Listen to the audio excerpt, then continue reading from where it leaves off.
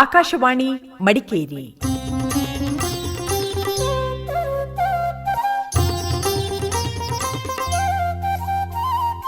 ನಮಸ್ಕಾರ ಭಾರತೀ ಸುತ ಸರಣಿ ಕಾರ್ಯಕ್ರಮ.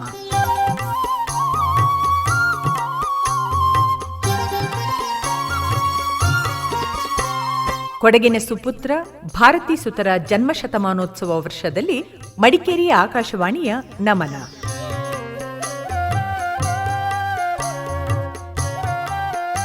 ಕೇಳಿ, ನಮಸ್ಕಾರ ಭಾರತೀ ಸುತ.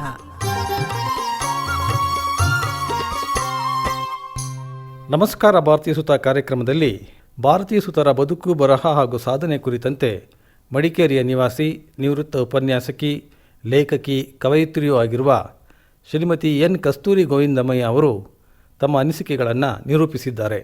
ದಿವಂಗತ ಭಾರತೀ ಸುತ ಅವರ ಜನ್ಮ ಶತಮಾನೋತ್ಸವದ ವರ್ಷದಲ್ಲಿ ಈ ನನ್ನ ಅನಿಸಿಕೆಗಳನ್ನು ನಿಮ್ಮೊಂದಿಗೆ ಹಂಚಿಕೊಳ್ಳಲು ನನಗೆ ಅತಿ ಹರ್ಷವೆನಿಸಿದೆ. ಪಶ್ಚಿಮ ಘಟ್ಟಗಳ ಸಾಲಿನಲ್ಲಿ ತಲೆ ಎತ್ತಿ ನಿಂತ ಗಿರಿಶಿಖರ ಶ್ರೇಣಿಗಳಲ್ಲಿ ಬ್ರಹ್ಮಗಿರಿ ಹೆಸರೊಂದು ಕರ್ನಾಟಕಕ್ಕೆ, ದಕ್ಷಿಣ ಭಾರತಕ್ಕೆ ಚಿರಪರಿಚಿತವಾದುದು. ಕುಡುಮಲೆಯ ಸಸ್ಯ ಶ್ಯಾಮಲ ಪ್ರಕೃತಿಯಲ್ಲಿ ಸೌಂದರ್ಯ ದಾಸರೆಯಾಗಿ ಹರಡಿರುವ ಪರ್ವತ ಸ್ತೋಮದ ನಡುವೆ ಇದ್ದೂ ಇಲ್ಲದಂತಿರುವ ಬ್ರಹ್ಮಗಿರಿಯು ಪೌರಾಣಿಕಕ್ಕೆ, ಪುರಾಣ ಕಥೆಗಳಿಗೆ, ಕವಿಗಳ ಕಲ್ಪನೆಗೆ, ಪ್ರವಾಸಿಗರ ಕಣ್ಣ ನೋಟಕ್ಕೆ, ಪ್ರಶಂಸೆಗೆ ಗುರಿಯಾಗಿದೆ. ಭಾರತೀ ಸುತರ ಬದುಕು ಆ ಬ್ರಹ್ಮಗಿರಿಯಂತೆ.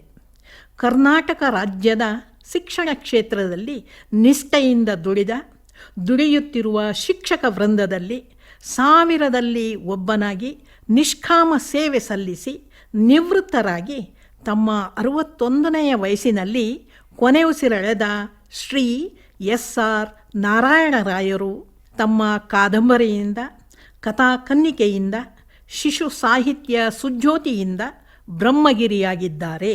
ಕೊಡಗಿನಲ್ಲಿ ಹುಟ್ಟಿ ಆಲದ ಮರಕ್ಕೆ ಸುತ್ತುವ ಬಳ್ಳಿಯಾಗದೆ ಸಿಡಿದೆದ್ದು ಕೇರಳದಲ್ಲಿ, ವೈನಾಡಿನಲ್ಲಿ ಅಲೆದು ಮತ್ತೆ ಜನ್ಮಭೂಮಿ ಕೊಡಗಿಗೆ ಬಂದು ನೆಲೆಸಿದ, ಬಡತನದ ಬೇಗೆಯನ್ನು ಸಾಕಷ್ಟು ಅನುಭವಿಸಿದ, ದೇಶದ ಸ್ವಾತಂತ್ರ್ಯ ಸಂಗ್ರಾಮದಲ್ಲಿ ಆಸಕ್ತಿಯಿಂದ ದುಡಿದರೂ ರಾಜಕಾರಣಿಯಾಗದೆ, ಬಂದರಿನ ಕಾರ್ಮಿಕನಾಗಿ, ತೋಟದ ಉಸ್ತುವಾರಿಯ ನೌಕರನಾಗಿ, ಪ್ರಾಥಮಿಕ ಶಾಲೆಯ ಶಿಕ್ಷಕನಾಗಿ, ಪ್ರೌಢಶಾಲೆಯಲ್ಲಿ ಕನ್ನಡ ಪಂಡಿತನಾಗಿ ಬಾಳಿದ ನಾರಾಯಣರಾಯರು ಸಾಹಿತ್ಯ ಕ್ಷೇತ್ರದಲ್ಲಿ ಸದ್ದುಗದ್ದಲವಿಲ್ಲದೆ ಪ್ರವೇಶಿಸಿ ಪ್ರತಿಷ್ಠರಾದರೂ ಭಾರತೀ ಸುತರಾದರು. ಇವರನ್ನು ಕಂಡವರು ಕಡಿಮೆ, ಅವರ ವೈಯಕ್ತಿಕ ವಿಚಾರದಾಳವನ್ನು ಅರಿತವರೂ ಕಡಿಮೆ, ಅವರ ಚಿಂತನ ಧಾರೆಯ ಅರ್ಥ ಮಾಡಿಕೊಂಡವರೂ ಕಡಿಮೆ. ಇದಕ್ಕೆ ಅವರ ಸಂಕೋಚ ಪ್ರವೃತ್ತಿ, ನಿರಾಡಂಬರ ವ್ಯಕ್ತಿತ್ವ, ಬಯಲಾಡಂಬರವನ್ನು ಬಯಸದ ಮನಸ್ಸು, ಹಿಂದಿದ್ದೇ ಸಾಧಿಸುವ ಸಂತೃಪ್ತ ಮನೋವೃತ್ತಿ ಇವುಗಳೇ ಕಾರಣವೆನ್ನಬಹುದು. ಭಾರತೀ ಸುತರ ಮಗಳು ಕುಸುಮಾ ಶಾನುಭಾಗ್ ತಂದೆಯ ಕುರಿತು, ನಮ್ಮ ತಂದೆ ಸರಳ ಸ್ವಭಾವದ ವ್ಯಕ್ತಿ, ನಿಷ್ಕಲಂಶ ಮನಸ್ಸಿನವರು. ಊಟ, ಉಡುಗೆ, ಮಾತುಗಳಲ್ಲಿ ತಂದೆಯವರು ಹಿತವಾಗಿದ್ದರು, ಮಿತವಾಗಿದ್ದರು. ತಮ್ಮ ಬದುಕಿನಲ್ಲಿ ಬಡತನವನ್ನೇ ಹೆಚ್ಚು ಕಂಡಿದ್ದರೂ ಹಣದ ಉಪಯೋಗದಲ್ಲಿ ಧಾರಾಳಿ, ಹಣದ ಬೆಳೆ ತಿಳಿದಿದ್ದರು. ತೀರಾ ಬಡವನಾದರೆ ಹೋಗಲಿ ಕಷ್ಟ ತಾನೇ ಎಂದು ಹಣ ಕೊಡುತ್ತಿದ್ದರು. ತಮ್ಮ ತೋಟದಲ್ಲಿನ ಕೆಲಸಗಾರರಿಗೂ ತಂದೆಯ ಈ ರಿಯಾಯಿತಿ ಇತ್ತು. ಕುಸುಮಾ ಶಾನುಭೋಗರ ಈ ಮಾತುಗಳು ಅವರ ವ್ಯಕ್ತಿತ್ವಕ್ಕೆ ಹಿಡಿದ ಕೈಗನ್ನಡಿಯಾಗಿರುವುದು. ಸುಮಾರು 17ನೆಯ ಶತಮಾನದ ಮಧ್ಯಭಾಗ. ಆಗ ಕೊಡಗನ್ನು ಇಕ್ಕೇರಿ ವಂಶದ ರಾಜಕುಮಾರ ಆಳುತ್ತಿದ್ದ ಕಾಲ. ತನ್ನ ರಾಜ್ಯದ ಹಿತಕ್ಕಾಗಿ, ಜನತೆಯ ಉತ್ತಮ ಬದುಕಿಗಾಗಿ, ಆಡಳಿತೆಯ ಕೀರ್ತಿಗಾಗಿ ಯಾವುದೇ ಕೊರತೆಯಾಗಬಾರದೆಂದು ಪ್ರತಿ ಒಬ್ಬ ಪ್ರಭುವು ಬಯಸುವುದು ಸಹಜ. ಪ್ರಜೆಗಳೂ ಸಹ ರಾಜನೇ ಪ್ರತ್ಯಕ್ಷ ದೇವತಾ ಎಂದು ನಂಬಿರುತ್ತಿದ್ದ ಕಾಲದಲ್ಲಿ ಊರಿನ ಜನರ ಹಿತಕ್ಕಾಗಿ, ರಾಜ್ಯದ ಶ್ರೇಯಸ್ಸಿಗಾಗಿ ಇಕ್ಕೇರಿ ವಂಶದ ರಾಜ ತನ್ನ ಊರಾದ ಇಕ್ಕೇರಿಯಿಂದ ಹೆಗ್ಗಳಿಕೆಗೊಂಡಿದ್ದ ದೊಡ್ಡ ಜನಾಂಗವಾಗಿದ್ದ ಹವ್ಯಕ ಬ್ರಾಹ್ಮಣರನ್ನು ಕೊಡಗಿಗೆ ಕರೆಸಿಕೊಂಡರು. ಕೊಡಗಿಗೆ ಬಂದ ಆ ಹವ್ಯಕ ಕುಟುಂಬದವರಿಗೆ ಭೂಮಿ ಕಾಣಿ ಕೊಟ್ಟು ಆಸರೆ ನೀಡಿದರು. ಶಿವಮೊಗ್ಗ ಜಿಲ್ಲೆಯ ಹೊಸನಗರದ ಪಕ್ಕದಲ್ಲಿಯೇ ನಗರ ಸೀಮೆಯೊಂದು ಇದ್ದ ಜಾಗ. ಅಲ್ಲಿ ಬದುಕುತ್ತಿದ್ದ ಹವ್ಯಕ ಬ್ರಾಹ್ಮಣ ಕುಟುಂಬವನ್ನು ರಾಜನು ಕೊಡಗಿಗೆ ಬರಮಾಡಿಕೊಂಡನು. ರಾಜಾಜ್ಞೆಯನ್ನು ಶಿರಸಾವಹಿಸಿ ಕೊಡಗಿಗೆ ಬಂದವರು ಸಹೋದರರಾದ ಸುಬ್ರಾಯ ಮತ್ತು ಮಂಜಯ್ಯನವರು. ಅವರಿಬ್ಬರ ಜೊತೆ ಶಂಕರನೆಂಬ ಹುಡುಗನೊಬ್ಬನು ಬಂದನು.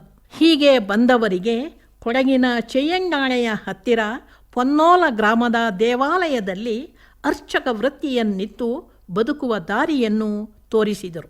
ಅವರು ಅಲ್ಲಿಯೇ ದೇವತಾ ಕೈಕರ್ಯವನ್ನು ಮಾಡಿಕೊಂಡು ಬದುಕು ಆರಂಭಿಸಿದರು. ಸುಬ್ರಾಯ ಹೆಸರಿನವರು ಆ ಗ್ರಾಮದ ಶಾನುಭೋಗಿಕೆ ಇಂದಿನ ಗ್ರಾಮ ಲೆಕ್ಕಿಗ ಕೆಲಸ ಮಾಡುತ್ತಿದ್ದರು. ಕಿರಿಯವನಾದ ಮಂಜಯ್ಯ ದೇವಾಲಯದ ಪೂಜಾ ಕೈಂಕರ್ಯವನ್ನು ವಹಿಸಿಕೊಂಡರು. ಜೊತೆಯಲ್ಲಿ ಬಂದಿದ್ದ ಬಾಲಕ ಶಂಕರ ಚಿಕ್ಕ ಪುಟ್ಟ ಕೆಲಸ ಮಾಡುತ್ತಿದ್ದರು.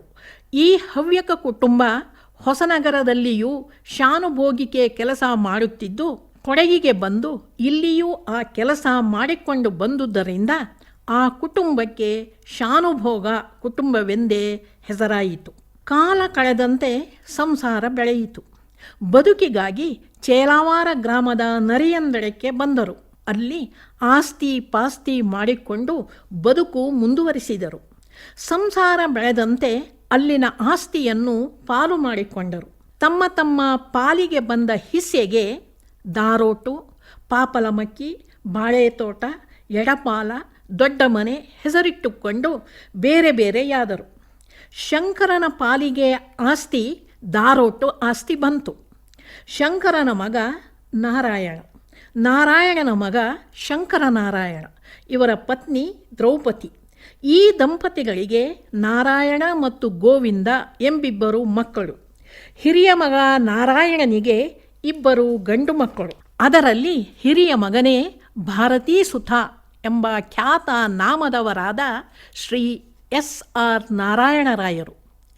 ಇವರು ತಮ್ಮ ಅಜ್ಜನ ಕಾಲದಲ್ಲಿಯೇ ಚೆಯ್ಯಂಡಾಣೆಯ ದಾರೋಟು ಜಾಗವನ್ನು ಬಿಟ್ಟು ಮಡಿಕೇರಿಯಿಂದ 6 ಮೈಲು ದೂರದಲ್ಲಿನ ಬಿಳಿಗೇರಿಗೆ ಬಂದು ನೆಲೆಸಿದವರು. ಭಾರತೀ ಸುತರ ತಂದೆಯ ಹೆಸರು ರಾಮಯ್ಯ, ತಾಯಿ ಸುಬ್ಬಮ್ಮ. ರಾಜರ ಕಾಲದಿಂದಲೇ ಶಾನುಭೋಗಿಕೆ ಮಾಡಿಕೊಂಡಿದ್ದ ಕಾರಣ ಶಾನುಭೋಗ ಮನೆತನವೆಂಬ ಹೆಸರು ಶಾಶ್ವತವಾಗಿತ್ತು. ಈ ರಾಮಯ್ಯ ಮತ್ತು ಸುಬ್ಬಮ್ಮ ದಂಪತಿಯರ ಹಿರಿಯ ಮಗನಾಗಿ 1915ನೇ ಇಸವಿ ಮೇ ತಿಂಗಳು 15ರಂದು ಜನ್ಮವೆತ್ತಿದ ನಾರಾಯಣರಾಯರು ತಮ್ಮ 7ನೆಯ ವಯಸ್ಸಿನಲ್ಲಿಯೇ ತಂದೆಯನ್ನು ಕಳೆದುಕೊಂಡರು. ಚಿಕ್ಕಪ್ಪರಾದ ಎಸ್.ಎಸ್. ಸುಬ್ಬರಾಯರ ಆಶ್ರಯದಲ್ಲಿ ಸಹೋದರ ಮತ್ತು ವಿಧವೆ ತಾಯಿಯೊಡನೆ ಬೆಳೆದರು.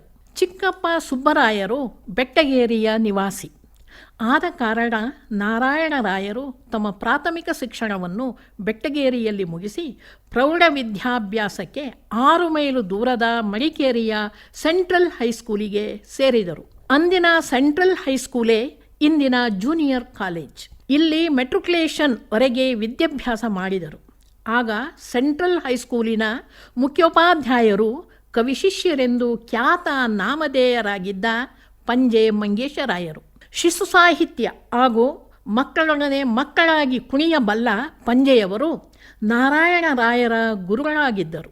ಅವರ ಭಾಗ್ಯವೇ ಎನ್ನಬೇಕು. ಕಾರಣ ನಾರಾಯಣರಾಯರಲ್ಲಿ ಸುಪ್ತವಾಗಿದ್ದ ಸಾಹಿತ್ಯ ಪ್ರತಿಭೆ ಹೊಮ್ಮಿ ಬರಲು ಪ್ರಚೋದನೆಯಾಯಿತೆನ್ನಬಹುದು.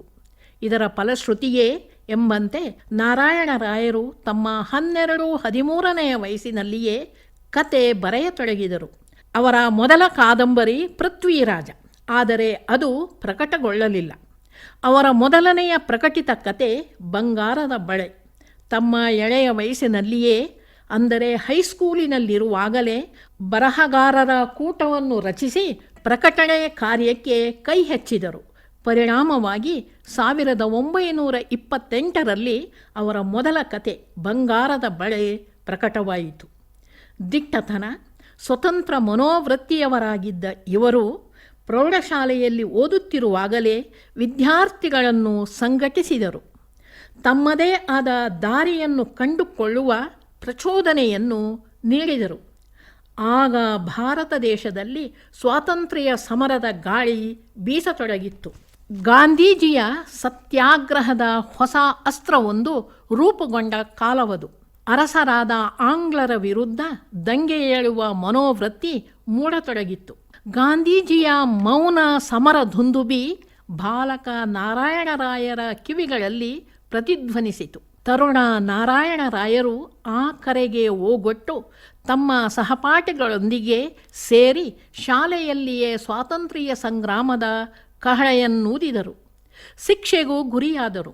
ಆದರೂ ಅವರಲ್ಲಿ ಹೊತ್ತಿದ್ದ ಕಿಡಿಯನ್ನು ಹತ್ತಿಕ್ಕಲು ಯಾರಿಂದಲೂ ಸಾಧ್ಯವಾಗದೆ ಹೋಯಿತು. ಸರಕಾರದ ವಿರುದ್ಧ ಘೋಷಣೆ ಕೂಗುವವರಿಗೆ ಸರಕಾರಿ ಶಾಲೆಯಲ್ಲಿ ಸ್ಥಳವಿರಲು ಸಾಧ್ಯವೇ? ಆಂಗ್ಲಮಯವಾಗಿದ್ದ ವಾತಾವರಣದಲ್ಲಿ ಗಾಂಧೀಜಿಯ ಹೆಜ್ಜೆಯನ್ನನುಸರಿಸಿ ದಿಟ್ಟತನದಿಂದ ಬ್ರಿಟಿಷರ ನಿರ್ಗಮನಕ್ಕೆ ಕೊರಳೆತ್ತಿದ ಬಾಲಕ ನಾರಾಯಣರಾಯರ ಸಾಹಸ ಶ್ಲಾಘನೀಯ ಮಾತ್ರವಲ್ಲ, ಅಭಿನಂದನೀಯ. ಇದರ ಪರಿಣಾಮ ಅವರು ಶಾಲಾ ವ್ಯಾಸಂಗವನ್ನೇ ತೊರೆಯಬೇಕಾಯಿತು. ಇದರಿಂದಾಗಿ ಮೆಟ್ರಿಕ್ಯುಲೇಷನ್ ಪಾಸಾಗುವ ಅವಕಾಶ ಸಿಗಲಿಲ್ಲ. 1930ರಲ್ಲಿ ಹೈಸ್ಕೂಲು ವ್ಯಾಸಂಗಕ್ಕೆ ತಿಲಾಂಜಲಿ ಇತ್ತು ಸತ್ಯಾಗ್ರಹದಲ್ಲಿ ಸೇರಿಕೊಂಡರು. ಶಾಲೆಗೆ ಹೋಗದ ಹುಡುಗನಿಗೆ ಮನೆಯಲ್ಲಿರುವ ಅವಕಾಶವೂ ತಪ್ಪಿತು. ಕೊಡಗಿನ ಸೀಮೋಲ್ಲಂಘನ ಮಾಡಿ ಕೇರಳದ ವೈನಾಡಿಗೆ ಬಂದರು. 1932ರಲ್ಲಿ ವೈನಾಡಿನಲ್ಲಿ ಸತ್ಯಾಗ್ರಹದಲ್ಲಿ ಭಾಗವಹಿಸಿ ಬಂಧಿಸಲ್ಪಟ್ಟರು. 6 ತಿಂಗಳು ಸೆರೆವಾಸ ಅನುಭವಿಸಿ ಬಂದವರು ಮತ್ತೆ ಪುನಃ 1933ರಲ್ಲಿ 3 ತಿಂಗಳು ಜೈಲುವಾಸ ಅನುಭವಿಸಿದರು. ಇದರಿಂದ ಅವರಿಗಾದ ಲಾಭವೆಂದರೆ ಸ್ವಾತಂತ್ರ್ಯ ಧುರೀಣರ ಸಹವಾಸವನ್ನು ಹೊಂದಿದರು.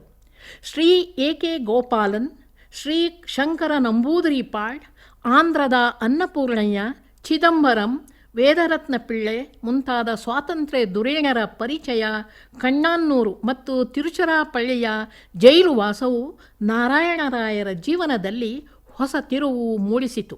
ಕಾರ್ಲ್ ಮಾರ್ಕ್ಸ್ ಮತ್ತು ಲೆನಿನ್ನರ ತತ್ವಗಳನ್ನು ಅಭ್ಯಾಸ ಮಾಡುವ ಅವಕಾಶ ಅವರಿಗುಂಟಾಯಿತು. ಗಾಂಧೀಜಿ ಮತ್ತು ಲೆನಿನ್ನರ ಪ್ರಭಾವವು ಅವರಿಗೆ ತಮ್ಮದೇ ಆದ ಹೊಸ ತತ್ವವೊಂದನ್ನು ರೂಪಿಸಿಕೊಳ್ಳುವುದಕ್ಕೆ ನೆರವಾಯಿತು. ಜೈಲಿನಿಂದ ಹೊರಬಂದವರು ಮನೆಗೆ ಹಿಂತಿರುಗದೆ ಕಲ್ಲಿಕೋಟೆಯಲ್ಲಿ ಬಂದರಿನಲ್ಲಿ ಕೆಲಸಕ್ಕೆ ಸೇರಿದರು. ದಿನಕೂಲಿಯ ನೌಕರರಾಗಿ ಕೆಲಸ ಮಾಡಿಕೊಂಡು ಬೀದಿ ಬೀದಿಯಲ್ಲಿ ಅಲೆದಾಡಬೇಕಾದ ಪರಿಸ್ಥಿತಿ ಎದುರಿಸಿದರು. ಭಿಕ್ಷೆಯನ್ನು ಬೇಡಬೇಕಾದ ಅನಿವಾರ್ಯ ಪರಿಸ್ಥಿತಿಯನ್ನು ಎದುರಿಸಬೇಕಾಯಿತಂತೆ. ಸುಮಾರು 2 ವರ್ಷಗಳ ಕಾಲ ಬಂದರಿನಲ್ಲಿನ ವಾಸ ಕೂಲಿ ಹಣದ ಜೀವಿತದಿಂದ ಶ್ರಮಜೀವಿಗಳ ಜೊತೆ ಜೀವನಕ್ಕಾಗಿ ಹೋರಾಟ ನಡೆಸಿದರು. ಆದರೂ ಮಾನಸಿಕ ಧೈರ್ಯ ಕಳೆದುಕೊಳ್ಳದೆ ಹೋರಾಡಿ ಬದುಕಿನ ಪಾಠವನ್ನು ಕಲಿತರು. 1936ರಲ್ಲಿ ಇವರು ತಮ್ಮ ಬದುಕಿನಲ್ಲಿ ಮತ್ತೊಂದು ತಿರುವು ಕಂಡುಕೊಂಡರು. ವೈನಾಡಿನಲ್ಲಿ ಪ್ರತಿಷ್ಠಿತ ಕಾಫಿ ಎಸ್ಟೇಟಿನಲ್ಲಿ ತೋಟದ ಉಸ್ತುವಾರಿಯ ಕೆಲಸಕ್ಕೆ ಸೇರಿಕೊಂಡರು. ಸ್ವತಃ ಕೂಲಿಯಾಗಿ ದುಡಿದ ಇವರಿಗೆ ಆ ಕೆಲಸ ಕಷ್ಟವೆನಿಸಲಿಲ್ಲ. ಅಲ್ಲಿ ಸುಮಾರು 6 ವರ್ಷಗಳ ಕಾಲ ದುಡಿದರು. ಈ ಕಾಲದಲ್ಲಿ ಅವರ ಅಂತರಂಗದಲ್ಲಿ ಹುದುಗಿದ್ದ ಕತೆಗಾರ, ಕಾದಂಬರಿಗಾರ, ಭಾರತೀಸುತ ವ್ಯಕ್ತಿತ್ವ ರೂಪಿಸಲು ಸಹಕಾರಿಯಾಯಿತು. ಮಲಯಾಳದ ನೆಲದಲ್ಲಿಯೇ ನಿಂತು ಮಲಯಾಳಿಗಳ ಒಡನಾಟದಲ್ಲಿದ್ದು ಮಲಯಾಳಿಗಳ ಜೀವನದ ಅಂತರಂಗವನ್ನು ಗಮನಿಸುತ್ತಿದ್ದ ಭಾರತೀಸುತರು ಕನ್ನಡದ ಬರಹಗಾರರಾಗಿ ಬೆಳೆಯತೊಡಗಿದರು. ಈ ಸಮಯದಲ್ಲಿ ಅವರ ಪ್ರಾರಂಭಿಕ ಕಾದಂಬರಿಗಳು, ಕತೆಗಳು ಪ್ರಕಟವಾದವು. 1941ರಲ್ಲಿ ನಾರಾಯಣರಾಯರು ದಾಂಪತ್ಯ ಜೀವನಕ್ಕೆ ಕಾಲಿಟ್ಟರು. ಶ್ರೀಮತಿ ನಾಗವೇಣಿ ಅವರ ಬಾಳ ಸಂಗಾತಿಯಾದರು. ಸುಮಾರು 9 ತಿಂಗಳು ಗೃಹಸ್ಥ ಜೀವನವನ್ನು ವೈನಾಡಿನಲ್ಲಿ ನಡೆಸಿ 1942ರಲ್ಲಿ ಕೊಡಗಿಗೆ ಹಿಂತಿರುಗಿ ಕುಶಾಲನಗರದ ಸಮೀಪದ ರಾಮಸ್ವಾಮಿ ಕಣಿವೆಯ ಪ್ರಾಥಮಿಕ ಶಾಲೆಯಲ್ಲಿ ಉಪಾಧ್ಯಾಯರಾಗಿ ಜೀವನ ಪ್ರಾರಂಭಿಸಿದರು. ಅಲ್ಲಿಂದ ಸೋಮವಾರಪೇಟೆಯ ಮಾಧ್ಯಮಿಕ ಶಾಲೆಯಲ್ಲಿಯೂ ಸೇವೆ ಸಲ್ಲಿಸಿದರು. ಉತ್ತಮ ಶಿಕ್ಷಕರಾಗಿ ನಿಷ್ಠೆಯಿಂದ ದುಡಿಯುತ್ತಾ ತಮ್ಮ ಬಿಡುವಿನ ವೇಳೆಯಲ್ಲಿ ಬರವಣಿಗೆಯ ಹವ್ಯಾಸವನ್ನು ಬೆಳೆಸಿಕೊಂಡರು. ಇಷ್ಟು ಮಾತ್ರವೇ ಅಲ್ಲದೆ ಇದೆಲ್ಲದರ ಮಧ್ಯೆಯೂ ತಮ್ಮ ಅಧ್ಯಯನವನ್ನು ಮುಂದುವರಿಸಿ ಮದ್ರಾಸು ವಿಶ್ವವಿದ್ಯಾನಿಲಯದ ಕನ್ನಡ ವಿದ್ವಾನ್ ಪರೀಕ್ಷೆಗೆ 1945ರಲ್ಲಿ ಕುಳಿತು ಉತ್ತೀರ್ಣರಾದರು. ಅದರಿಂದಾಗಿ ವಿರಾಜಪೇಟೆಯ ಆಗ ಖಾಸಗಿ ಪ್ರೌಢಶಾಲೆಯಲ್ಲಿ ಕನ್ನಡ ಪಂಡಿತರಾಗಿ ಕೆಲಸಕ್ಕೆ ಸೇರಿ 1962ರವರೆಗೂ ಅಲ್ಲಿದ್ದು ನಂತರ ಮಡಿಕೇರಿಯ ಪ್ರೌಢಶಾಲೆಗೆ ವರ್ಗವಾಗಿ ಕನ್ನಡ ಪಂಡಿತರಾಗಿಯೇ ದುಡಿದರು. 1973ರಲ್ಲಿ ನಿವೃತ್ತರಾದರು. 28 ವರ್ಷಗಳ ಕನ್ನಡ ಅಧ್ಯಾಪಕ ಕಾರ್ಯವನ್ನು ಮಾಡಿದ ರಾಯರು ನೂರಾರು ವಿದ್ಯಾರ್ಥಿಗಳ ಹೃದಯವನ್ನು ಗೆದ್ದಿದ್ದರು. ಅಧ್ಯಾಪಕ ವೃತ್ತಿಯಿಂದ ನಿವೃತ್ತರಾದರೂ ಕೊಡಗು ಅಧ್ಯಾಪಕರ ಸಂಘ ಹೊರತರುತ್ತಿದ್ದ ಗುರುವಾಣಿ ಪತ್ರಿಕೆಯ ಸಂಪಾದಕರಾಗಿ ಕೊನೆಯವರೆಗೂ ಸೇವೆ ಸಲ್ಲಿಸಿದರು.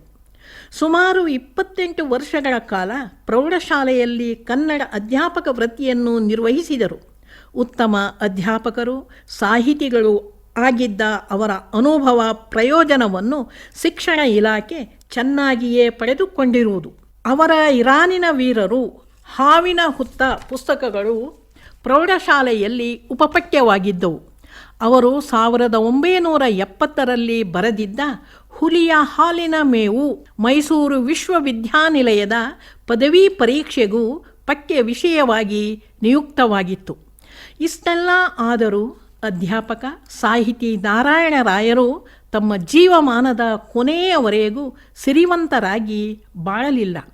ಆಡಂಬರದ ಜೀವನವನ್ನು ನಡೆಸಲು ಸಮರ್ಥರಾಗಲಿಲ್ಲ. ನಿವೃತ್ತರಾದ ಬಳಿಕ ತಮ್ಮ ಅಂತಿಮ ದಿನಗಳಲ್ಲಿ ಕಾಫಿ ಪ್ಲಾಂಟರ್ ಎನಿಸಿಕೊಂಡರು. ಕೌಟುಂಬಿಕ ಜೀವನದಲ್ಲಿ ಭಾರತೀ ಸುತರು ಅಸುಖಿಯಾಗಿರಲಿಲ್ಲ. ಸಿರಿವಂತಿಕೆ ಇಲ್ಲದಿದ್ದರೂ ಅವರ ಕೌಟುಂಬಿಕ ಬದುಕು ನೆಮ್ಮದಿ, ಸುಖ, ಶಾಂತಿಯಿಂದ ತುಂಬಿತ್ತು. ಇದಕ್ಕೆ ಮುಖ್ಯ ಕಾರಣಕರ್ತರು ಕೈ ಹಿಡಿದ ಮಡದಿ ನಾಗವೇಣಿಯವರು. ಸಿರಿವಂತಿಕೆಯ ಕೊರತೆ ಇದ್ದರೂ ಯಾರೇ ಮನೆಗೆ ಬಂದರೂ ಆದರಾದಿತ್ಯಕ್ಕೆ ಕೊರತೆ ಇರಲಿಲ್ಲವಂತೆ. ಮಕ್ಕಳನ್ನು ಅದೇ ರೀತಿಯಲ್ಲಿ ಬೆಳೆಸಿದ್ದರು. ಮಕ್ಕಳಿಗೆ ಶಿಸ್ತಿನ ಜೀವನದ ಜೊತೆಗೆ ಅವರ ವಿದ್ಯಾಭ್ಯಾಸಕ್ಕೂ ನಿರಂತರ ಪ್ರೋತ್ಸಾಹ ನೀಡುತ್ತಿದ್ದರು. ತಮ್ಮ ಜೀವಿತಾವಧಿಯಲ್ಲಿ ರಾಯರು ತಮ್ಮ ಒಬ್ಬ ಮಗನನ್ನು 4 ಜನ ಹೆಣ್ಣು ಮಕ್ಕಳನ್ನು ಪದವೀಧರರನ್ನಾಗಿ ಮಾಡಿದ್ದರು. ಉಳಿದವರು ಪದವೀಧರರಾಗುವ ಮಾರ್ಗದಲ್ಲಿದ್ದರು. ನಾನು ನನ್ನ ಮಕ್ಕಳಿಗೆ ವಿದ್ಯೆಯನ್ನು ಕೊಡಿಸಿದ್ದೇನೆಂಬುದೇ ನನಗೆ ತೃಪ್ತಿ ಎಂಬುದು ಅವರ ಮನೋಭಾವವಾಗಿತ್ತು. ಸ್ವಾತಂತ್ರ್ಯ ಯೋಧನಾಗಿ ಮುನ್ನಡಿಯನ್ನಿಟ್ಟು ಕನ್ನಡ ಪಂಡಿತನಾಗಿ ನಿವೃತ್ತರಾದ ರಾಯರು ಯಾವ ಹಂತದಲ್ಲೂ ವೈಭವೋಪೇತ ಜೀವನ ನಡೆಸಲಿಲ್ಲ. ವಿಶೇಷ ಸ್ಥಾನಮಾನವನ್ನಾಗಲಿ, ಕೀರ್ತಿ ಬಹುಮಾನವನ್ನಾಗಲಿ, ಬಿರುದು ಬಾವಲಿಗಳನ್ನಾಗಲಿ ಶಿಕ್ಷಕರಾಗಿ ಗಳಿಸಲಿಲ್ಲ. ವಿದ್ಯಾರ್ಥಿಗಳಿಗಾಗಿ, ಶಾಲಾ ಕಾರ್ಯಕಲಾಪಗಳಿಗಾಗಿ, ಕರ್ತವ್ಯ ಪೂರೈಕೆಗಾಗಿ ನಿಷ್ಠೆಯಿಂದ ದುಡಿದವರು. ತಮ್ಮ ವಿದ್ಯಾರ್ಥಿಗಳಲ್ಲಿ, ಸಹೋದ್ಯೋಗಿಗಳಲ್ಲಿ ನೆನಹಿನ ಮುದ್ರೆಯನ್ನು ಒತ್ತಿದವರು. ಚರ್ಚಾಕೂಟಕ್ಕೆ ವಿದ್ಯಾರ್ಥಿಗಳನ್ನು ಅಣಿಗೊಳಿಸುವಲ್ಲಿ, ಶಾಲೆಯ ಪತ್ರಿಕೆಯ ಸಂಪಾದನಾ ಕಾರ್ಯದಲ್ಲಿ, ವಿದ್ಯಾರ್ಥಿ ಸಹಕಾರ ಸಂಘದ ವ್ಯವಸ್ಥಾಪನಾ ಚಟುವಟಿಕೆಗಳಲ್ಲಿ ವಿದ್ಯಾರ್ಥಿಗಳ ಮೇಲೆ ತಮ್ಮ ಕಾಳಜಿಯನ್ನು, ಪ್ರೇಮವನ್ನು ತೋರ್ಪಡಿಸಿದ್ದರು. ಇಷ್ಟೇ ಅಲ್ಲದೆ ಉಪಾಧ್ಯಾಯರ ಲೇವಾದೇವಿ ಸಹಕಾರ ಸಂಘದ ಕಾರ್ಯ ಸದಸ್ಯರಾಗಿ, ಉಪಾಧ್ಯಾಯ ಸಂಘದ ಕಾರ್ಯದರ್ಶಿಯಾಗಿ, ಗುರುವಾಣಿ ಪತ್ರಿಕೆಯ ಸಂಪಾದಕರಾಗಿ ಉಪಾಧ್ಯಾಯ ವರ್ಗಕ್ಕೂ ತಮ್ಮ ಅಮೂಲ್ಯ ಸೇವೆಯನ್ನು ಸಲ್ಲಿಸಿದ್ದಾರೆ. ಇದು ಅವರ ಬದುಕಿನ ಒಂದು ಮುಖವಾದರೆ ಅವರ ಬದುಕಿನ ಮತ್ತೊಂದು ಮುಖವೇ ಬೇರೆ. ಸ್ವಾತಂತ್ರ್ಯ ಹೋರಾಟಗಾರ ಅಧ್ಯಾಪಕ ನಾರಾಯಣರಾಯರ ಇನ್ನೊಂದು ಮುಖವೇ ಭಾರತೀ ಸುತ. ಅವರೇ ಹೇಳಿಕೊಳ್ಳುತ್ತಿದ್ದಂತೆ ಅವರದು ದ್ವಿಮುಖ ವ್ಯಕ್ತಿತ್ವ. ಮೊದಲನೆಯದು ಸಾಮಾನ್ಯವಾದ ನಿತ್ಯ ಕರ್ಮಗಳಲ್ಲಿ ನಿಷ್ಠೆಯಿಂದ ದುಡಿಯುವ ಸುಪರಿಚಿತ ಕನ್ನಡ ಪಂಡಿತತ್ವವಾದರೆ, ಇನ್ನೊಂದು ಕನ್ನಡ ಸಾಹಿತ್ಯ ಪ್ರಪಂಚದ ಮೂಲಕ ಸಾಮಾಜಿಕ ಚಿಂತನೆಯನ್ನು ಮಾಡುವ ಭಾರತೀ ಸುತತ್ವ.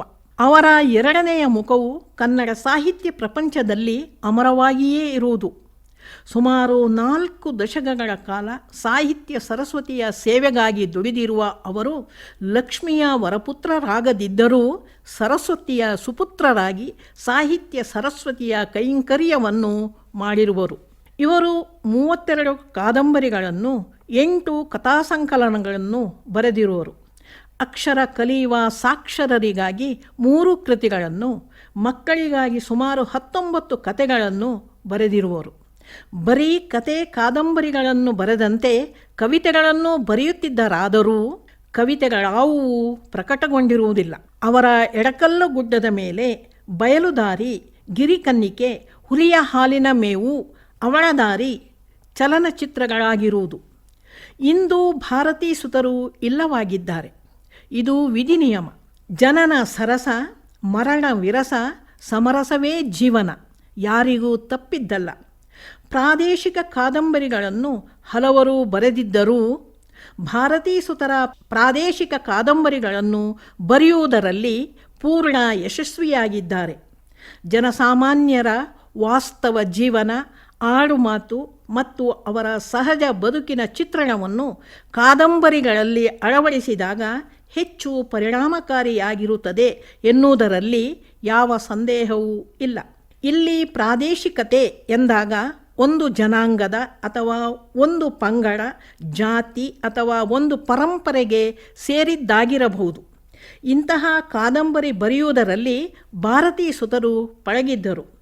ಪ್ರಾದೇಶಿಕ ಎಂದಾಗ ಅದರ ವ್ಯಾಪ್ತಿ ಸೀಮಿತವಾಗಬೇಕೆಂದಿಲ್ಲ. ಸಮಗ್ರ ರಾಷ್ಟ್ರದ ಕುರಿತು ಬರೆಯಬಹುದು. ಒಂದು ವಿಶೇಷತೆ ಎಂದರೆ ನಾಡಿನ ಬೇರೆ ಬೇರೆ ಕಡೆಗಳಲ್ಲಿ ಬೇರೆ ಬೇರೆ ರೀತಿಯ ನೈಸರ್ಗಿಕ, ಭೌಗೋಳಿಕ ಹಿನ್ನೆಲೆ ಇರುವುದರ ಜೊತೆಗೆ ಆಚಾರ, ವಿಚಾರ, ನಡೆ, ನುಡಿಗಳು ಭಿನ್ನವಾಗಿರುತ್ತದೆ. ಭಾರತೀ ಸುತರ ಕಾದಂಬರಿಯ ಪ್ರದೇಶವೆಲ್ಲವೂ ಕೊಡಗು. ಬಂಗಾರದ ಬಳೆ ಎಂಬ ಕಥೆಯಿಂದ ಅವರು ಸಾಹಿತ್ಯ ಪ್ರಪಂಚಕ್ಕೆ ಪರಿಚಿತರಾದರು. 4 ಕಾದಂಬರಿಗಳನ್ನು ಬೇರೆ ಬೇರೆ ಭಾಷೆಗಳಿಂದ ಕನ್ನಡಕ್ಕೆ ಅನುವಾದಿಸಿದ್ದಾರೆ. ಕೊಡಗು ಮತ್ತು ವೈನಾಡಿನ ಜನಜೀವನ ಇವರ ಬಹುಪಾಲು ಕತೆ ಕಾದಂಬರಿಗಳ ಕಥಾವಸ್ತು. ಇವುಗಳಲ್ಲಿ ನಾಯರರ, ಪಣಿಯರ, ಕುರುಬರ, ಕೊಡವರ ಜೀವನದ ರೀತಿ ನೀತಿಗಳನ್ನು, ರೂಢಿ ಪದ್ಧತಿಗಳನ್ನು, ಅದರ ಒಳ ಹೊರಗನ್ನು ಪದರ ಪದರವಾಗಿ ಬಿಡಿಸಿ ತೋರಿಸಲು ಪ್ರಯತ್ನಿಸಿದ್ದಾರೆ. ಚೆಂಬ ಹಿಡಿದ ಮೀನು ಮುಂತಾದ ಕಥೆಗಳಲ್ಲಿ ಮಲೆನಾಡಿನಲ್ಲಿ ಸ್ವಚ್ಛಂದವಾಗಿ ವಿಹರಿಸುವ ಮಣ್ಣಿನ ಮಕ್ಕಳ ಜೀವಂತ ವರ್ಣನೆಗಳಿದ್ದಂತೆ ಬೆಳ್ಳಿ ಮೂಡಿತು, ಚಿಗುರು ಹಾಸಿಗೆ, ಗಿರಿಕನ್ನಿಕೆ, ಕೊಳಲಿನ ಕರೆ ಕಾದಂಬರಿಗಳಲ್ಲಿ ಕೊಡಗು, ವೈನಾಡು ಜನಜೀವನದ ಪಡಿನೆಳಲಿದೆ. ಚಿಗುರು ಹಾಸಿಗೆ, ಹುಲಿ ಬೋನು ವೈನಾಡಿನ ಪಣಿಯರ ಜೀವನವನ್ನು ಚಿತ್ರಿಸುವ ಕಾದಂಬರಿಗಳು. ವೈನಾಡಿನ ನಾಯರ ಕುಟುಂಬದ ಕತೆ ಚಿಗುರು ಹಾಸಿಗೆ ಕಥೆಯಲ್ಲಿ ಅತ್ಯಂತ ಹೃದಯಂಗಮವಾಗಿ ಚಿತ್ರಿತವಾಗಿದೆ. ಭಾರತೀ ಸುತರ ಶೈಲಿ ಓದುಗರನ್ನು ಆಕರ್ಷಿಸಿ ಕಥೆಯನ್ನು ತಾನಾಗಿಯೇ ಓದಿಸಿಕೊಂಡು ಹೋಗುವಂತೆ ಮಾಡುತ್ತದೆ. ಉತ್ಪ್ರೇಕ್ಷೆ, ಅಸಹಜ ಕಲ್ಪನೆ, ವಿನಾಕಾರಣ ವಿವರಣೆ, ಸುದೀರ್ಘ ಸಂಭಾಷಣೆ ಇದಕ್ಕೆ ಭಾರತೀ ಸುತರು ಒಲಿಯುವುದಿಲ್ಲ. ನಾಯರರ ಕುಟುಂಬದ ಬಗ್ಗೆ ಸಂಪೂರ್ಣ ಅಧ್ಯಯನವನ್ನು ನಡೆಸಿಯೇ ಚಿಗುರು ಹಾಸಿಗೆ ಬರೆದಿರುವರು. ಇಲ್ಲಿ ಕಥೆಯ ಅಂಶ ಸ್ವಲ್ಪ ಮಾತ್ರವಾದರೂ ದಾಂಪತ್ಯ ಸುಖದಿಂದ ಹತಾಶಳಾದ ನಾಯರ ಹೆಣ್ಣು ಮಗಳೊಬ್ಬಳು ತನ್ನ ಮನೆಯಲ್ಲಿ ಕೆಲಸಕ್ಕಿರುವ ಜೇನು ಕುರುಬನನ್ನು ಪ್ರೀತಿಸುತ್ತಾಳೆ. ಇಲ್ಲಿ ಸಮಸ್ಯೆ ಹುಟ್ಟುತ್ತದೆ, ವಾತಾವರಣ ಜಟಿಲವಾಗುತ್ತದೆ. ಅದನ್ನೇ ಸತ್ಯವಾಗಿ ಚಿತ್ರಿಸಿದ್ದಾರೆ ಭಾರತೀ ಸುತರು. ದಾಂಪತ್ಯ ಜೀವನದ ಸಮಸ್ಯೆಗಳನ್ನು ತಮ್ಮ ಹಲವು ಕಾದಂಬರಿಗಳಲ್ಲಿ ವಿವೇಚಿಸಿದ್ದಾರೆ. ಹೆಣ್ಣಿನ ಬಗೆಗೆ ಇವರದ್ದು ಅನುಕಂಪೆಯ ದೃಷ್ಟಿ. ಎಡಕಲ್ಲು ಗುಡ್ಡದ ಮೇಲೆ, ಸಂತಾನ ಭಿಕ್ಷೆ ಮೊದಲಾದ ಕಾದಂಬರಿಗಳಲ್ಲಿ ಮಾನವೀಯ ದೃಷ್ಟಿ ಮತ್ತು ಸಮಾಜದ ರೂಢಿಗಳ ಬಗೆಗಿನ ತಿಕ್ಕಾಟದ ಮೇಲೆ ಬೆಳಕು ಚೆಲ್ಲಿರುವರು. ಬಂಗಾರದ ಕುಲುಮೆ ಶತದ್ರು ದಂಡೆಯಲ್ಲಿ ರಾಜಕೀಯ, ರಾಷ್ಟ್ರಭಕ್ತಿ, ದೇಶಪ್ರೇಮ ಇತ್ಯಾದಿ ವಿಷಯಗಳನ್ನು ಹೃದಯ ಸ್ಪರ್ಶಿಯಾಗಿ ನಿರೂಪಿತವಾಗಿರುವುದು. ಇವರ ಕಾದಂಬರಿಗಳಲ್ಲಿ ಎದ್ದು ಕಾಣುವ ಸಾಮಾನ್ಯ ಗುಣವೆಂದರೆ ಅಲ್ಲಿನ ಪ್ರಕೃತಿಯ ವಿಶ್ವರೂಪ ದರ್ಶನ. ಕೊಡಗಿನ ಜನಜೀವನ ನರನಾಳಿಗಳನ್ನು ಮಿಡಿದು ತೋರಿಸಬಲ್ಲ ಹುಲಿಯ ಹಾಲಿನ ಮೇವು ಇವರ ಕಾದಂಬರಿಗಳಲ್ಲಿ ಶೈಲಿಯ ದೃಷ್ಟಿಯಿಂದಲೂ ವರ್ಣನೆಯ ಸೊಗಸಿನ ದೃಷ್ಟಿಯಿಂದಲೂ ಕಥಾ ಸಂವಿಧಾನದ ದೃಷ್ಟಿಯಿಂದಲೂ ಮಹತ್ವದ ಕೃತಿಯಾಗಿರುವುದು. ಈ ಕಾದಂಬರಿಯಲ್ಲಿ ಕೊಡಗಿನ ಬದುಕು ಇತಿಹಾಸವೊಂದನ್ನು ಜೀವಂತಗೊಳಿಸಿರುವರು. ಇವರು ಬರೆದ ವಲ್ಮೀಕ ಮಿನಿ ಕಾದಂಬರಿ ಅಪಾರ ಯಶಸ್ಸನ್ನು ತಂದುಕೊಟ್ಟಿರುವುದು. ಆದರ್ಶವಾದಿ ಅಧಿಕಾರಿಯೊಬ್ಬನಿಗೆ ಇದಿರಾಗುವ ಅನೇಕ ಆಮಿಷಗಳ, ಸಮಸ್ಯೆಗಳ, ಸುಳಿಗಳ ಚಿತ್ರಣವನ್ನು ಇದು ಬಿಂಬಿಸುತ್ತದೆ. ಹಲವು ಬಗೆಯ ಭ್ರಷ್ಟಾಚಾರಗಳು ತುಂಬಿರುವ ಪರಿಸರದಲ್ಲಿ ಶುದ್ಧ ಹಸ್ತನಾಗಿ ನಿಸ್ಪೃಹತೆಯಿಂದ ಕರ್ತವ್ಯವನ್ನು ನಿರ್ವಹಿಸಲೆಳೆಸುವ ಹೃದಯ ಜೀವಿಯೂ ಬುದ್ಧಿಜೀವಿಯೂ ಆದ ಅಧಿಕಾರಿಯೊಬ್ಬ ಎಂತಹ ಮಾನಸಿಕ ತುಮುಲಕ್ಕೆ ಹೆಜ್ಜೆ ಹೆಜ್ಜೆಗೂ ಒಳಗಾಗುತ್ತಾನೆಂಬುದು ಮಾರ್ಮಿಕವಾಗಿ ವಲ್ಮೀಕದಲ್ಲಿ ಚಿತ್ರಿಸಿರುವುದು. 1962ರಲ್ಲಿ ಬರೆದ ಹುಲಿಯ ಬೋನು ಕಾದಂಬರಿಯಲ್ಲಿ ವೈನಾಡಿನ ಪಣಿಯರ ಜೀವನದ ಚಿತ್ರಣವಿರುವುದು. ವೈನಾಡಿನ ಕಾಫಿ ತೋಟಗಳಲ್ಲಿ ಬೆವರು ಸುರಿಸಿ ದುಡಿಯುವ ಪಣಿಯರ ಜೀವನದ ಕಷ್ಟ, ಬಿಳುಪು, ಕಪ್ಪು ನಿರ್ಬಿಡೆಯಾಗಿ ಚಿತ್ರಿಸಿರುವರು. ಭಾರತೀ ಸುತರಿಗೆ ಕಾದಂಬರಿಗೆ ಬೇಕಾದ ಸಾಮಗ್ರಿಗಳನ್ನು ನಿಸರ್ಗದಲ್ಲಿಯೇ ದೊರೆಯುತ್ತಿತ್ತು. ಕಾಡಿನಲ್ಲಿ, ಕೊಳಚೆಯಲ್ಲಿ, ಮುಗ್ಧ ಜೀವನದ ಅನಾಗರಿಕ ಜನಾಂಗಗಳಲ್ಲಿ ಕಾದಂಬರಿಯ ವಸ್ತುಗಳನ್ನು ಕಂಡುಕೊಂಡಿದ್ದಾರೆ. ಇದಕ್ಕೆ ಮತ್ತೊಂದು ಉದಾಹರಣೆ ಭಾರತೀ ಸುತರ ಜನಪ್ರಿಯ ಕಾದಂಬರಿ ಎಡಕಲ್ಲು ಗುಡ್ಡದ ಮೇಲೆ ಎಂದರೆ ಅತಿಶಯೋಕ್ತಿಯಾಗಲಾರದು. ಸಾಹಿತ್ಯ ಕ್ಷೇತ್ರದಲ್ಲಿ ಪ್ರಾಯಶಃ ಉನ್ನತ ಸ್ಥಾನಕ್ಕೇರಿದ ಕೃತಿಯೇ ಇದಾಗಿರುವುದು. ಇದು ಸುಧಾ ಕಾದಂಬರಿ ಸ್ಪರ್ಧೆಯಲ್ಲಿ ಪ್ರಥಮ ಬಹುಮಾನ ಪಡೆಯುವುದರೊಂದಿಗೆ ಚಲನಚಿತ್ರವಾಗಿಯೂ ಅಪಾರ ಕೀರ್ತಿ ತಂದುಕೊಟ್ಟಿರುವುದು. ಇದರಲ್ಲಿ ಬರುವುದು ಒಂದು ರೀತಿಯ ಪ್ರಣಯ ಕಥೆ. ಅವರ ಎಲ್ಲ ಕಾದಂಬರಿಗಳನ್ನು ವಿಮರ್ಶಿಸಿದಾಗ ಕೆಲವು ಕಥೆಗಳಲ್ಲಿ ಪುನರುಕ್ತಿಯ ಛಾಯೆ ಕಂಡು ಬಂದರೂ ಪ್ರತಿಯೊಂದು ಕಾದಂಬರಿಯು ತನ್ನದೇ ಆದ ವಿಶಿಷ್ಟ ಗುಣವನ್ನೇ ಪಡೆದಿರುವುದು ಅವರ ಕಾದಂಬರಿಯಲ್ಲಿನ ವಿಶೇಷತೆ ಎನ್ನಬಹುದು. ಪ್ರಾದೇಶಿಕತೆ ದೃಷ್ಟಿಯಿಂದ ವಿಚಾರಿಸಿದಾಗ, ಕಾದಂಬರಿಯ ಲಕ್ಷಣಗಳನ್ನು ವೀಕ್ಷಿಸಿದಾಗ ಪ್ರತಿಯೊಂದು ಕಾದಂಬರಿಯಲ್ಲೂ ಬರುವ ವ್ಯಕ್ತಿಗಳ ಜೀವಂತ ಚಿತ್ರಣವನ್ನು ಗಮನಿಸಿದಾಗ, ಸಾಮಾಜಿಕ ಸಿದ್ಧಾಂತವನ್ನು ಅತ್ಯಂತ ಶ್ರದ್ಧೆಯಿಂದ ಕಾದಂಬರಿಗಳಲ್ಲಿ ಅಳವಡಿಸಿರುವ ಚಮತ್ಕಾರವನ್ನು ಕಾಣುವಾಗ ಭಾರತೀ ಸುತರು ಕನ್ನಡದ ಕೆಲವೇ ಮಂದಿ ಉತ್ತಮ ಸಾಹಿತಿಗಳಲ್ಲಿ ಇವರು ಒಬ್ಬರು ಎನ್ನುವುದನ್ನು ಒಪ್ಪಲೇಬೇಕಾದ ವಿಚಾರವಾಗಿದೆ. ಭಾರತೀ ಸುತರು ಉತ್ತಮ ಶಿಕ್ಷಕರಾಗಿದ್ದು ಮಕ್ಕಳಿಗೆ ಎಂತಹ ಕತೆ ರುಚಿಸುತ್ತದೆ, ಅದನ್ನು ಹೇಗೆ ಹೇಳಬೇಕು ಎಂಬುದನ್ನು ತಿಳಿದವರಾಗಿದ್ದರು. ಮಂತ್ರದ ಕೋಲು, ಹುಲಿಗಳ ದಿಬ್ಬಣ, ಕಳ್ಳರ ಪಜೀತಿ, ಹೋತನ ಬೆನ್ನೇರಿದ ತೋಳ ಈ 4 ಜನಪದ ಕಥಾಶಯಗಳುಳ್ಳ ಕುತೂಹಲ ಕೆರಳಿಸುವ ಕಥೆಗಳು. ಇವರು ಸುಮಾರು 20 ಕಥೆಗಳನ್ನು ಮಕ್ಕಳಿಗಾಗಿಯೇ ಬರೆದು ಪ್ರಕಟಿಸಿರುವರು. ಆ ಎಲ್ಲ ಕೃತಿಗಳಲ್ಲಿಯೂ ಮಕ್ಕಳನ್ನು ಆಕರ್ಷಿಸುವ ಶಕ್ತಿ ಇದೆ. ಮಕ್ಕಳು ಬಯಸುವಂತಹ ಅದ್ಭುತ ಘಟನೆಗಳನ್ನು ಅವುಗಳಲ್ಲಿ ಇರುವುದನ್ನು ನಾವು ಕಾಣಬಹುದು. ಪ್ರಾಣಿಗಳು ಮಾತನಾಡುವ, ಮಂತ್ರವಾದಿಯ ಚಮತ್ಕಾರ ಮುಂತಾದ ಚೋದ್ಯಗಳು ಕೆಲವು ಕಥೆಗಳಲ್ಲಿರುವುದರಿಂದ ಯಾವುದೇ ಮಗು ಒಮ್ಮೆ ಕೈಗೆತ್ತಿಕೊಂಡ ಪುಸ್ತಕವನ್ನು ಓದಿ ಪೂರ್ಣಗೊಳಿಸದೆ ಏಳಲಾಗದ ಚುಂಬಕ ಶಕ್ತಿ ಆ ಕಥೆಗಳಲ್ಲಿ ತುಂಬಿರುವುದು. ಚಿಕ್ಕ ಮಕ್ಕಳಿಗೆ ಎಟುಕಲಾರದ ಕೆಲವು ಪದಪ್ರಯೋಗಗಳು ಕಾಣಿಸಿಕೊಳ್ಳುವುದಿದ್ದರೂ ಕಥೆಯ ಓಟಕ್ಕೆ ಧಕ್ಕೆಯಾಗದ ಕಾರಣ ಕಿರಿಯರಿಗೆ ಹಿತವಾಗಿರುವುದೆಂಬುದಕ್ಕೆ ಸಂಶಯವಿಲ್ಲ. ಮಂಗಣ್ಣ, ಕರಡಿ ಮಾಮ, ಹುಲಿರಾಯ, ಜಿಂಕೆ ಇವುಗಳ ಮಾತು, ಮನಸ್ಸು ಮಕ್ಕಳಿಗೆ ಬಹು ರಮ್ಯ. ಸಾಹಿತ್ಯಾರಾಧನೆಯಲ್ಲಿ ಭಾರತೀ ಸುತರು ತಮ್ಮ ಪ್ರಕಟಿತ ಪುಸ್ತಕಗಳ ವಜ್ರ ಮಹೋತ್ಸವವನ್ನು ಆಚರಿಸಿ ಮುಂದುವರಿದಿದ್ದಾರೆ. ರಾಜ್ಯ ಸಾಹಿತ್ಯ ಅಕಾಡೆಮಿಯ ಬಹುಮಾನಗಳು ಅವರ ಕೃತಿಗಳಾದ ಚಂಬ ಹಿಡಿದ ಮೀನು, ಹುಲಿಯ ಬೋನು, ಗಿರಿಕನ್ನಿಕೆ, ಗಿಳಿಯೂ ಪಂಜರದೊಳಿಲ್ಲ ಈ ಕೃತಿಗಳಿಗೆ ಸಂದಿವೆ. ಸೊಳ್ಳೆಯಿಂದ ಹರಡುವ ರೋಗಗಳು ಕೃತಿಗೆ ಕೇಂದ್ರ ಸರಕಾರದ ಬಹುಮಾನ ಲಭಿಸಿರುವುದು. ಈ ರೀತಿ ಸಾಹಿತ್ಯ ಸರಸ್ವತಿಯ ಆರಾಧನೆಯಲ್ಲಿ 4 ದಶಕಗಳನ್ನು ಮುಡಿಪಿಟ್ಟ ಭಾರತೀ ಸುತರು 61 ವರ್ಷಗಳ ಕಾಲ ಬದುಕಿ 1976 ಏಪ್ರಿಲ್ 4ರಂದು ಇಹಲೋಕವನ್ನು ತ್ಯಜಿಸಿದರು. ಎಲೆಮರೆಯ ಕಾಯಿಯಂತೆ ಸಾಹಿತ್ಯ ಸರಸ್ವತಿಯ ಸೇವೆಗೈದ ಅವರ ಬದುಕು ಮತ್ತು ಬರಹಗಳು ಇಂದಿನ ಯುವ ಪೀಳಿಗೆಗೆ ಸಾಹಿತ್ಯದ ಬಗ್ಗೆ ಒಲವು ಮೂಡಿಸುವಂತಾಗಲಿ.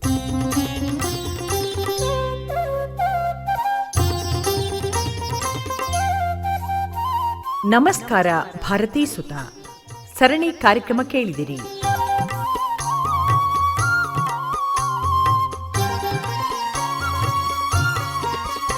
ಭಾಗವಹಿಸಿದವರು ಶ್ರೀಮತಿ ಕಸ್ತೂರಿ ಗೋವಿಂದಮಯ್ಯ. ನಿರ್ಮಾಣ ಸಹಾಯ ಉಮೇಶ್ ಡಿಎಂ. ಪರಿಕಲ್ಪನೆ ಮತ್ತು ನಿರ್ಮಾಣ ಎಸ್ ಸುಬ್ರಹ್ಮಣ್ಯ.